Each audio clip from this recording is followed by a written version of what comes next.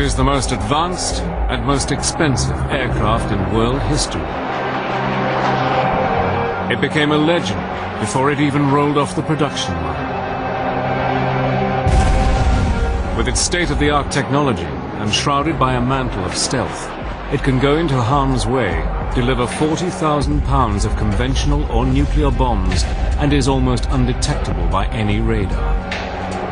For years, this awesome deliverer of death has been shrouded under a cloak of secrecy. It is the B-2 stealth bomber.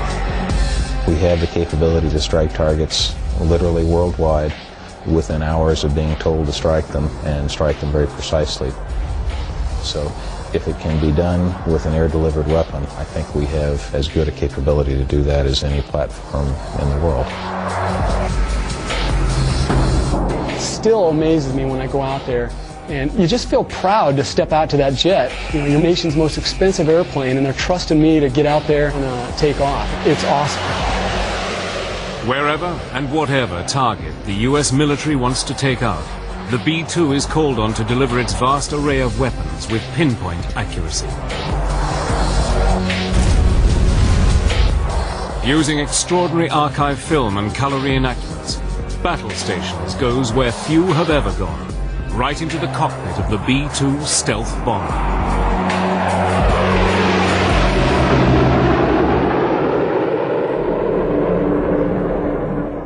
On a cold spring morning on March the 24th, 1999, in the skies over Yugoslavia, two B-2 stealth bombers are about to penetrate enemy airspace for the first time. Early on, we weren't sure. What the enemy was capable of seeing or anything like that. In fact, the first night of Operation Allied Force, as the airplanes are flying into Serbia, there was a MiG engagement with an F-15 directly below the airplane. And it turns out the MiG had no idea that the B-2s were directly overhead. And hearing that report just started to really quickly build the confidence in stealth technology. In the cockpits, the two-man crew are entering their 14th hour of continuous flying. Having refueled over the Mediterranean Sea, they move into stealth mode, and the sleek shapes of the B-2s vanish into the night sky. On the way there, you're not so much nervous as you are anticipating what you're about to go through, but you're also taking advantage of the time that you have to prepare yourself to do it well. And so you spend time studying imagery and studying the targets and familiarizing yourself with where the threats might be. The two B-2s separate, one above the other, and climbing to combat altitude, begin their carefully choreographed bomb runs. The B-2 pilots have no chaff, no flares, no high-speed afterburner, and no missiles to fire back. They have only one thing to protect them: their stealth. Normally on a training mission, when we're just simulating the release of weapons, we don't open the weapons bay doors. Obviously on a combat mission, when you're dropping weapons out, the doors do come open. And so there's drag on the airplane, there's noise on the airplane. There's a clunk when the weapon falls off the airplane. High over the target area, the aircraft shudders as weapons shoot out from the twin rotary launchers in the bomb bay of each B-2. The most unique aspect of it, which really kind of gave me the sense of, hey, this is for real, is my first release when the weapons started to come out and you felt the weapons dropping and being discharged from the airplane. That's when the hairs on the back of my neck just started to kind of raise, and I realized, hey, this is for real. 16 classified targets, 16 direct hits. At the B-2's home base in Missouri, anxious commanders scan the teletype machine for confirmation of the raid. Suddenly there is a text: Darth 0, 1 and 2. Clean and green. The B-2s are safe and heading for home. In the final year of the 20th century, the flying wing had come of age and gone into battle. But nearly 100 years earlier, men had dreamed that the flying wing was the future of flight and the future of war. But it wasn't until the early 1930s that the dream became a reality when two young brothers, Reimer and Walter Horten, first began to design wings for the new Nazi regime in Germany. The Horten brothers were very interested in highly efficient gliders. And it's not such a great leap of imagination to realize that the most efficient form for any flying machine is just a pure wing. With the outbreak of World War II in 1939, the Horten brothers continued their groundbreaking work under a shroud of secrecy. By 1941, they were exploring the use of a transport wing to help in the planned invasion of Britain. At the same time, another German, Alexander Lippich, was working on his own wing design, when in late 1941 his Me-163 Comet crossed the 600-mile-per-hour barrier for the first time. The potential of rocket power, combined with a flying wing design, would change aviation history. Meanwhile, the Horten brothers had gone down another path. By 1942, they were working on a 61-feet wingspan aircraft called the H-09. It would be powered by the Junkers turbojet engine that would be fitted to the Me-262. The Horten number 9 was the pinnacle of the brothers' development of the flying wing. And the prototype achieved a speed of something like 500 miles an hour. They had clearly demonstrated that you could build a vehicle with jet engines, that you could fly it, that it had very high speed potential, and so they had really validated the concept. Another of Reimer Horten's designs was the HO-229. Built of wood, and with its engines housed in the wings, with their exhausts vented on the top of the wing, this aircraft would have been extremely difficult to detect. Also, if it could have flown, it would have had a top speed of 620 miles per hour, the fastest aircraft in World War II. But while the Germans were developing their wings, a 40-year-old American aircraft designer called Jack Northrop was quietly working on a flying wing design of his own. Jack had been dreaming about flying wings since the 1920s and had long held the belief that the way to success in wing design was by reducing the drag created by a tail and fuselage. Northrop's idea was, first of all, to minimize the tail and the fuselage, and then, as a last step, to get rid of the tail altogether. So he went through a whole series of smaller steps in order to achieve the all-wing configuration. In December 1942, his N1M flying wing took to the air, and over the next few years, more and more of his designs were being refined and tested. But by May 1945, the long and bitter struggle to defeat Nazi Germany was over. Its industrial and technological centers lay in ruins, along with its dreams of a flying wing aircraft.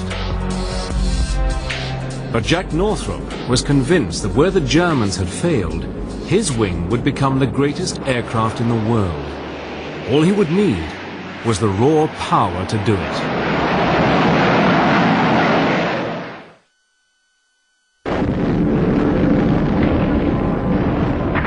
May 1945. Nazi Germany was smashed into submission, and with it went its hopes and dreams of building a flying wing aircraft. But while post-war America continued to build conventional aircraft such as the B-29, one man pursued his vision. In 1946, Jack Northrop tested his massive 400-mile-per-hour XB-35 flying wing. Powered by 4 turboprop engines, this aircraft was seen by some as the bomber of the future. This was where Northrop's vision really started to take shape, because the XB-35 had a wingspan of about 60 meters. This is a big airplane, even by today's standards. Its problem was that whilst its top speed was about 400 miles an hour, its speed in long-range cruise was only 185 miles an hour. Northrop met this challenge when in 1947 he introduced his new YB-49. Powered by 8 Allison jet engines, this 172-feet wingspan Goliath was capable of flying at over 500 miles per hour at a ceiling of 40,000 feet. Jack Northrop had taken the American flying wing off the design boards and into the air. Now a preview of the flying wing transport of tomorrow. Jack Northrop's vision for his flying wing was not just as a bomber. He also saw it as a passenger aircraft. Because the wing could carry far greater loads than conventional aircraft, his airliner would be capable of carrying 80 passengers with an observation lounge and an ability to fly across America in 4 hours. But the YB-49's days were numbered. Although years ahead of its time, it was incredibly difficult to fly, and without computers to help control it, the US Air Force felt that as a bomber, it was too unstable and dangerous. In late 1949, and in an unprecedented decision, the US government ordered that all Northrop's YB-49s were to be destroyed. The flying wing looked destined to be confined to just a footnote in history.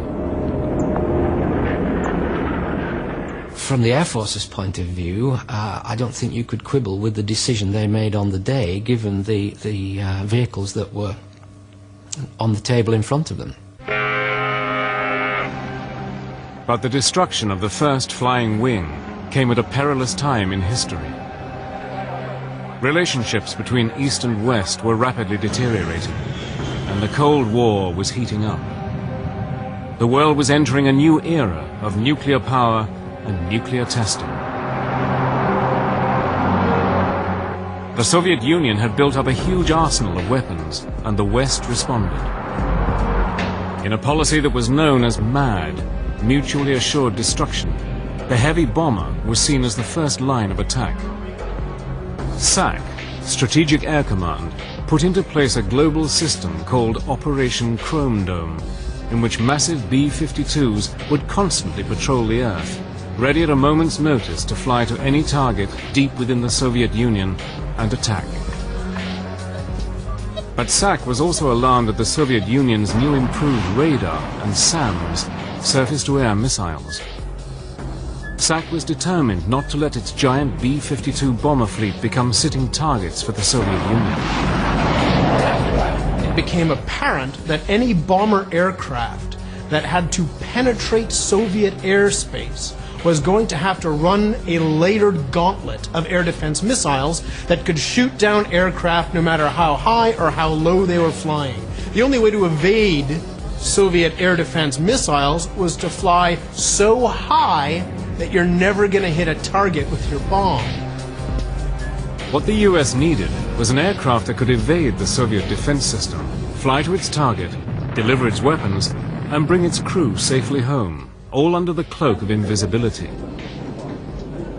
But to do this meant a complete rethink on designing and constructing aircraft. Every aircraft has what is called its radar cross-section.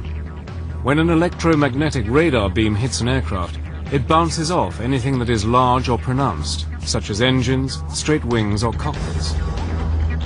The radar operator sees all this information coming back and can determine the size, height, and direction of an aircraft. This is known as the aircraft's radar signature.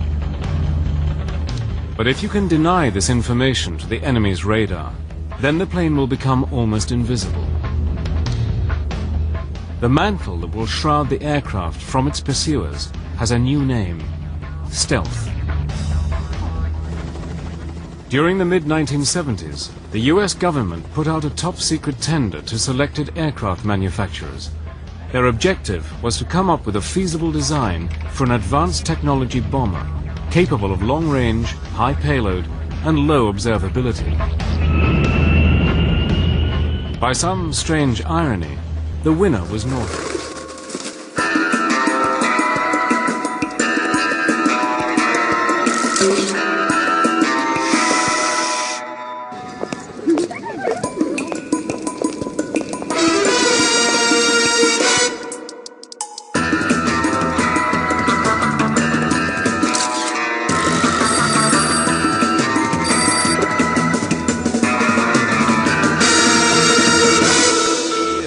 overseeing the destruction of their fleet of YB-49s, Northrops were back in the flying wing business.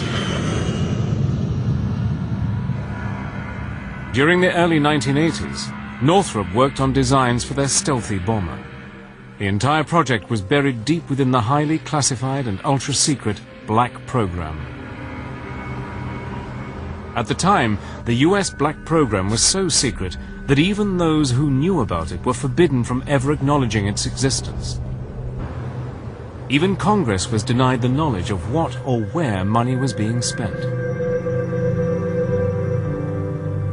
The Soviet Union was carefully examining things like American technical journals and the American defense budget so that they would know what threats they'd have to deal with in the upcoming years. And in order not to have this very nifty new bit of stealth technology apparent to the Soviets just by picking up the annual published defense budget, they had to make it what's called a black program. With costs rising higher and higher, Northrop and its partners worked against the clock. Originally, the contract had been clear in its requirement: build a heavy bomber that could never be seen by enemy radar. The solution, like the aircraft they were developing, seemed impossible.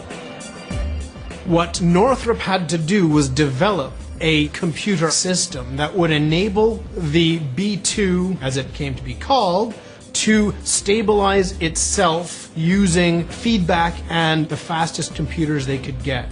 So the stabilization of a B-2 flying wing configuration becomes a software and computer hardware problem. It becomes a cybernetic problem. By the mid-80s, and despite some of the most stringent checks, rumors began to circulate about what might be going on behind Jack Northrop's door. Press reports, artists' impressions, magazine articles began guessing as to what was happening in Palmdale, California. Finally, Northrop unveiled its new aircraft on November the 22nd, 1988, when it was rolled out of its hangar before an astonished crowd. Called the B-2, the experts were staggered at this radical new aircraft. The crowds were only allowed to view it from the front, but they had never seen anything quite like it. Nobody could possibly keep this image off a television screen. Look at this thing. It's beautiful. It's odd, it's strange, it's exciting, and by God, it's American. But even as it rolled out of the hangar, time was running against the B-2. The Soviet Union seemed to be crumbling, and with it, the need for an intercontinental bomber. The world was changing, with peace being threatened by terrorist-driven regimes. It appeared that the need for a 21st century heavy stealth bomber might be consigned to the garbage can. On November the 22nd, 1988, the Northrop Corporation staggered the world when it unveiled its B-2 stealth bomber. After years of working behind a complete screen of secrecy, the team of visionaries at Northrop had rewritten the rules of aircraft design. The technological array was awesome, with over 130 on-board computers controlling every element of the aircraft. The B-2 was light years ahead of anything yet built. A variety of techniques were combined to make this aircraft almost invisible to radar. Its smooth surface and shape consists of curves, yet they are not consistently identical. The aircraft appears to continually change shape from whatever angle it is viewed, thereby confusing the radar, and whatever beams lock onto it are either reflected into outer space or are reduced and dissipated. Coated with RAM, radar-absorbent materials such as carbon fiber composites and top-secret reflective paint further reduces its detection from the enemy. Finally, its electronic countermeasures, such as jamming an enemy's radar, makes this aircraft almost undetectable. In fact, the B-2's radar cross-section is 1,000 times less than that of the B-52. If you take a really big aircraft, but make it essentially really flat, then when radar looks at it, instead of seeing a big round thing flying towards them, it'll just have a sort of pancake. It's like seeing the edge of a knife. When the B-2 made its maiden flight on July the 17th, 1989, it flew every bit as good as it looked. The B-2 has a 172-foot wingspan, is 69 feet long and 17 feet high. Weighing in at nearly 154,000 pounds empty and 375,000 loaded, it is a monster. Approximately 80% of its structure is made of carbon fiber composite, lighter than aluminium, stronger than steel. Its 4 low-noise General Electric F118 engines each provide almost 19,000 pounds of thrust. They have special exhaust vents on the top of the wings, which, when its hot gases are mixed with cooler air, make it almost undetectable to heat-seeking sounds. With a top speed of about 680 miles per hour and a service ceiling of 50,000 feet, this massive aircraft can also fly approximately 6,000 miles without refueling. No target anywhere in the world is safe from its weapons. And the amount of weapons it can carry is awesome. 40,000 pounds of conventional, laser-guided or nuclear bombs and missiles. The airplane can carry a variety of weapons, almost anything in the Air Force inventory. Our primary weapons, though, are the guided munitions. Our bread and butter is the GPS-aided JDAM, the Joint Direct Attack Munition. We can carry that in several flavors. The 2,000 pound is the most common. We do have the 5,000 pound GPS-aided munition. We have a few of those left, and we're getting some more.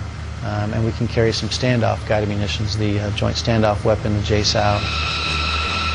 By the 1990s, the top-secret B-2 began to enter service, but it would take on a completely different role than planned as an answer to Soviet aggression. The Soviet Union finally crumbled in December 1991, and with the collapse of the Iron Curtain, the new B-2 had an uncertain future. Originally, 132 B-2s were to have been built, but Congress wanted cutbacks, and with the B-2 costing almost $2 billion each, something had to go. It was decided that only 21 B-2s would be built. The B-2 is designed to penetrate the airspace of the Soviet Union undetected. Once the Soviet Union is no longer there, you don't need a big fleet of bombers designed to deliver nuclear weapons to a state that doesn't exist anymore. As the B-2s began to come off the production line, with them came a new breed of aviator. Based at Whiteman Air Force Base in Missouri, the B-2 squadrons became home and schoolhouse for all crews who would fly the very latest in bomber technology.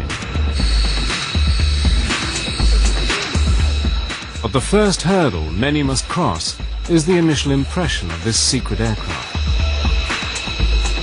Just the shape of the airframe, the glass cockpit, the displays, and the amazing contributions that some very smart engineers made to make that plane possible. And just looking at it fly was pretty amazing.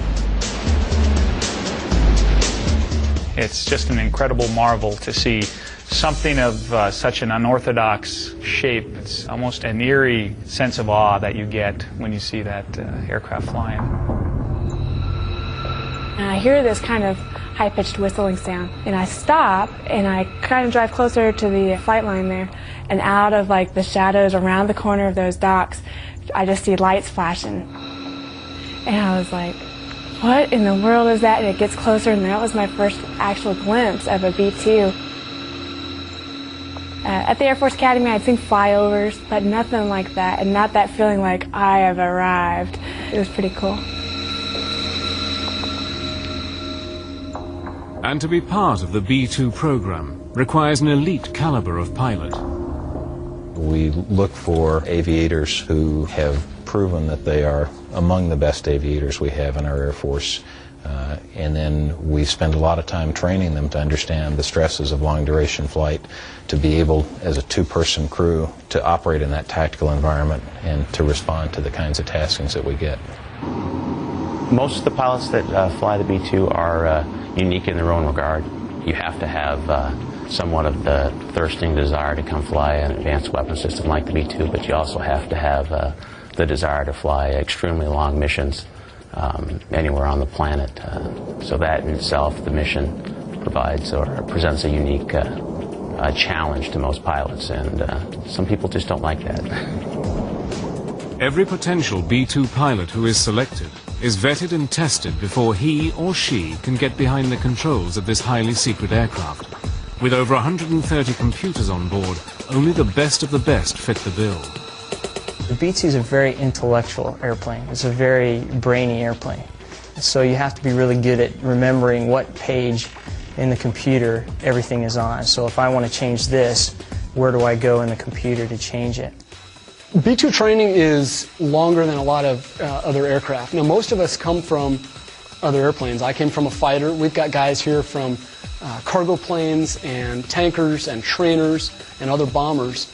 But really what the training is melding all of that experience into now how do you employ a low observable stealth aircraft that happens to, oh by the way, cost $2 billion. With the price in mind, a large part of the training involves the use of the simulator, or sims. The student spends months getting to grips with this top-secret copy of a B-2 cockpit, learning every computer program, knob, button, and switch before they're allowed to fly the most classified, sophisticated, and expensive aircraft in the world. Obviously, this airplane is possible because of the computer technologies developed in the late 70s and early 80s. But the computers are only as good as the operators.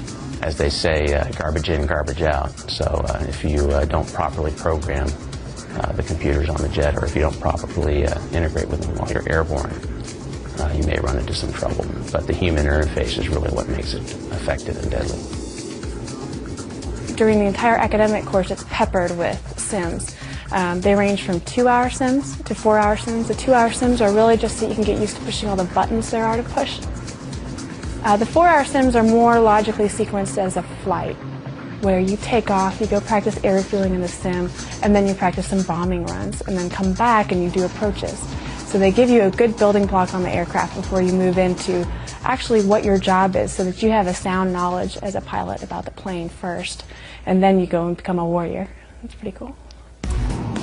Because the simulator is so intensive and realistic, and because the B-2 is a global warrior, the crews are trained to stay in one for as long as an actual mission might last. Those first simulators are all 4-5-hour sims. You eventually do a 24-hour simulator, and you really get to know what it is like, what flying the B-2 is about. It is not about getting out there, yanking and banking, sweating, pulling G's. It's about capably managing the systems to most efficiently drop on the targets that you've been assigned, and then bring the jet home safely. You know, I'm not going to end up with the bill, but Uncle Sam is if something happens, and you want to be the best steward of this resource that you can. But sometimes pushing that resource in a simulator can also mean pushing yourself to the limit. We flew a simulator for 44.4 hours, and I believe at the time it was a U.S. record for a simulator flight. We actually stayed inside the compartment for the entire 44 hours and conducted our training as if we were really on a combat mission. It's a very important part of our combat capability at Whiteman, and so it was excellent training for that. After spending months of practice in the simulator, the students will finally get their chance to actually fly a B-2.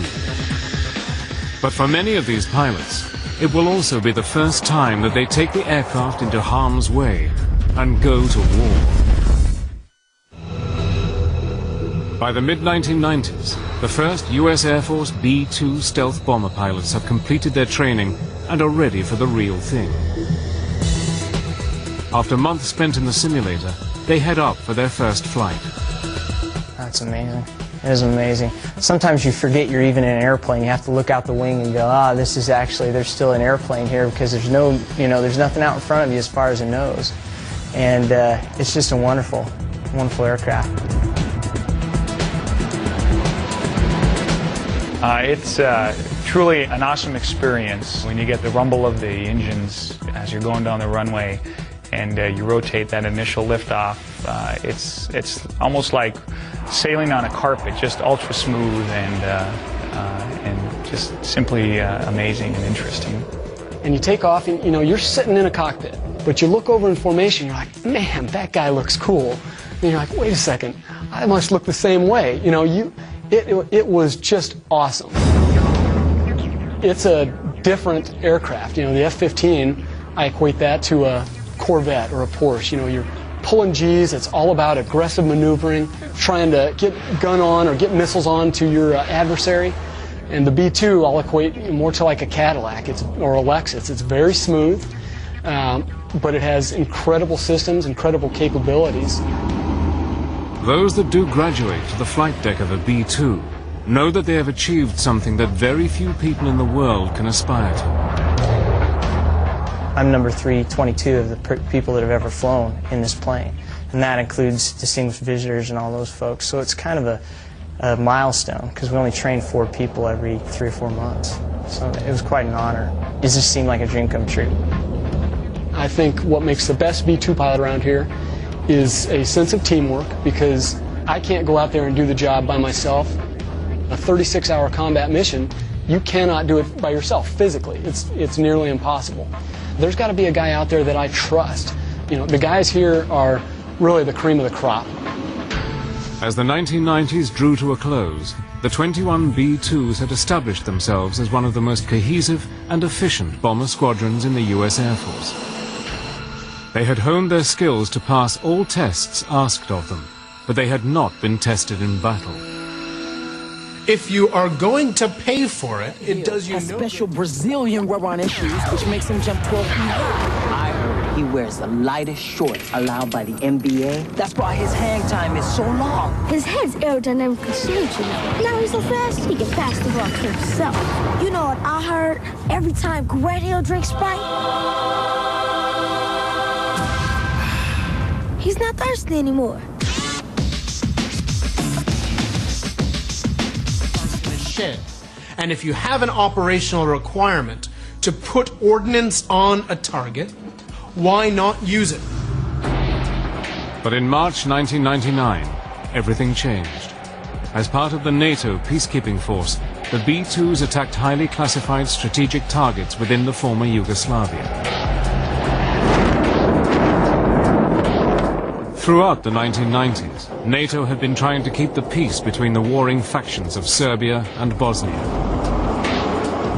By late 1998, the conflict had escalated, and tens of thousands of Kosovan Muslim refugees faced annihilation. President Clinton issued an ultimatum to Serbian forces to withdraw or face the consequences. President Milosevic has not yet complied with the international community's demands. Given his intransigence, the 16 members of NATO have just voted to give our military commanders the authority to carry out airstrikes against Serbia. This is only the second time in NATO's history that it has authorized the use of force. The Serbs rejected the ultimatum, and Operation Allied Force began. To halt the fighting, targets were chosen that had either military or communication significance. Throughout Operation Allied Force, the B-2s conducted 45 sorties, often in weather that other Allied aircraft could not fly in, and produced incredible target hit rates. The B-2, if proof was ever needed, had come of age as the most awesome bomber in history. B-2s from Whiteman flew less than 1% of the total missions, but dropped 11% of the bombs. But its role as a peacekeeper was about to change with the start of the 21st century, when the B-2 bombers were amongst the first to lead the fight against terrorism. From 9/11 onwards, in Operation Enduring Freedom, the stealth bomber was hurled against the Taliban forces of Afghanistan. When Enduring Freedom came along after the September 11th attacks, we were told we were probably going to go to strike targets, and we knew that the B-2 was going to be used in the first few nights, and those sorties turned out to be some of the longest combat sorties in history. The secret flights to Afghanistan could be anything from 35 to 40 hours in duration, and because of the mission's length, the B-2s were refueled in the air up to 6 times, a procedure that many of its former fighter pilots found demanding. Refueling in the B-2, you know, in the F-15, you've got a glass canopy all over you. And so you see the tanker in front of you, and you see the boom coming down your left side, and you focus your mirrors so that you see where that boom is plugging into the jet. And you've got great peripheral vision. In the B-2, he plugs you about 20 feet back from the nose of your aircraft. So what I'm seeing, you know, as I drive up to the tanker, sure, I'm seeing the boom, but as it crosses basically past the canopy bow, all I'm seeing is the belly of the tanker and his wings. So you are now relying on the lights, you're relying on the boomer who's up there giving you those light signals, telling you forward, aft, down, up. It is at night or in the weather, I think it's one of the most difficult things we do. F-16, you know, you may take 7,000 or 8,000 pounds of gas, whereas in this airplane I've taken 110,000 pounds of gas all in one time, so obviously you're there a lot longer. The sheer length of these missions put a strain on the physical and mental endurance of these pilots, and for many of the crews, a novel way to sleep was found. We ended up going down to the local Walmart store and purchasing chase loungers, and we ended up laying those out, you know, elevating ourselves 6 to 12 inches above the floor, and it also just caused the vibrations that you normally sleeping on the floor would feel to just kind of be mitigated, and allowed you to get what we called power naps. We kind of learned that if you can get yourself in a normal circadian rhythm cycle, sleep cycle of about 3 to 4 hours, you would find yourself well rested for the next 6 to 8 hours, and that really helped us overcome the fatigue factor of flying those long duration missions. And the B-2's designers had not forgotten the other essential needs of pilots on 30-plus hour missions. Luckily, they had the foresight when they were building the airplane to put in a porta potty, very similar to what you'd find on a camper. It sits behind the seats, and that gets well used on a 35-hour sortie. But it was in 2003, during Operation Iraqi Freedom, that the B-2s were put to their strongest test. During Operation Iraqi Freedom, they attacked some of the most heavily defended targets in the world. Operating under extreme secrecy, they left their home base in Missouri and set course for Iraq. But despite the intense secrecy, innocent patriotism almost gave the game away. Well, we are basically over the eastern part of Illinois, and we hear Chicago Center, "Hey, United Flight so-and-so, if you look out your left window, there's 4 B-2s, and I think they're going to Iraq." And all of us are like, no! You know, you love the patriotism, but the one thing we have is stealth. We got nothing else. Once clear of any civilian air traffic control, the B-2s raced towards their designated targets. It was game on, and the only control they then had was from their military commanders, ready at a second's notice to change their attack coordinates. As we press toward the Iraqi border, we have on board our aircraft basically laptop computers. And these laptop computers get this satellite communication, and basically you hear, you know, ding, you've got mail. You look on there and I see they wanted to change a target set. So now you have to go into your computer, hand jam the things you want to do, basically cancel that target. And then when I was about 2 minutes outside of Baghdad, I got another message. It said, well, we've got a new target for you. It's this airfield that we want you to strike. Now you're busy punching in, you know, wearing out your finger, punching in the coordinates to the targets, figuring out if you need to take a radar shot of it. But for all their high-tech weaponry systems, the final run to the target for these B-2 pilots was the same as for any warrior going into battle.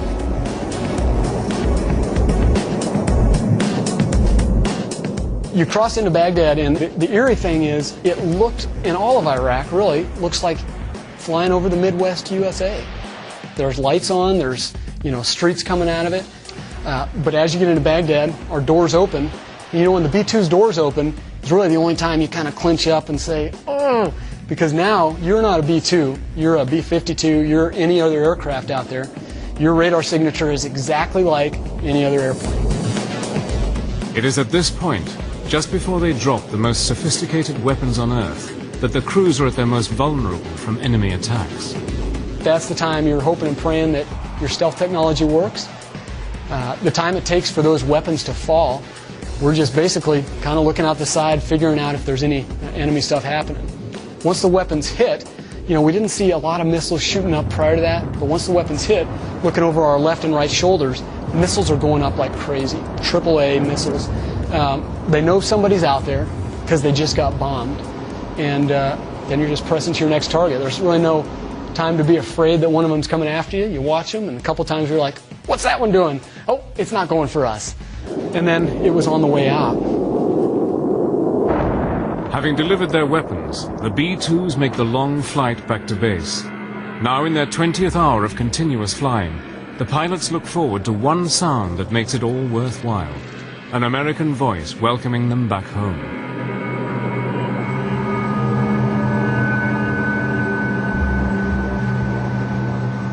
I'll tell you the greatest sound I think my ears will ever hear. We were about 150 miles or 200 miles off the coast of New York.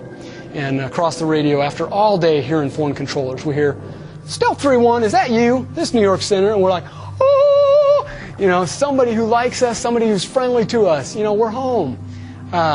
So we asked Center if we could be vectored over Manhattan, basically over the site of the World Trade Center, Statue of Liberty. And what an awesome sight. And I'll tell you right now, I've got goosebumps right now thinking about it. Looking down our wings at our stealth bombers in formation there over New York Center at the site of a tragedy from a couple years prior, knowing that you've been sent out by your nation to do something. You went out and did your best. You took care of the job you were at least asked to do. And now you're back on friendly soil. In today's modern digital battlefield, all units can be controlled and directed from a central area or command post. From anywhere in the world, military planners can see an overview of a fast-changing scenario, and at a moment's notice, a target can be changed, a new course set into the computers, and weapons headings and destinations changed at the click of a computer key. At the forefront of this technology is the B-2. It's actually leading edge, and we now have the capability of doing secret or TS, essentially Microsoft email in the aircraft, as well as global worldwide communications with the voice SAT systems. It's unique. Included within this digital battlefield is the B-2's capability as a nuclear strike platform, a responsibility that the B-2 crews are acutely aware of. We don't fly around on our training missions with real nuclear weapons on board. We just don't do that for surety and safety reasons. But we train to that capability, and there's a big difference between operating with conventional weapons and nuclear weapons. I'd say for all the B-2 pilots, that's the last thing you hope for, is a sortie to go drop nuclear weapons. Really, you want to be trained in it, but you want to be so well trained that the enemy knows you'll use them, and so you never have to use them. The B-2 is the cutting edge of technological warfare. Its ability to use stealth and its enormous range to reach any target unchallenged is second to none. In a network-enabled world, having a platform with that longer range, that is that hard to detect, and that can deliver a precision-guided munition onto a target, can be a nice golf club to have in the golf bag. So certain of its contribution to modern conflicts, the US Air Force has the B-2 on its books until 2040. A belief that this 21st century warrior will be more than capable of delivering weapons of the future against enemies not yet known. There are weapons that haven't even been envisioned yet that I'm sure we'll be able to carry on this airplane 20 years from now. I think the things that you'll hear in 2040, if that's the date of the announcement of what it did when it lived, is yet to be written. Every day I go out there and fly it, it's a challenge. And sometimes I just have to sit back and go, wow, I can't believe I'm flying a B-2. Because you're just busy and you're having a good time. It's wonderful, wonderful job. I'd pay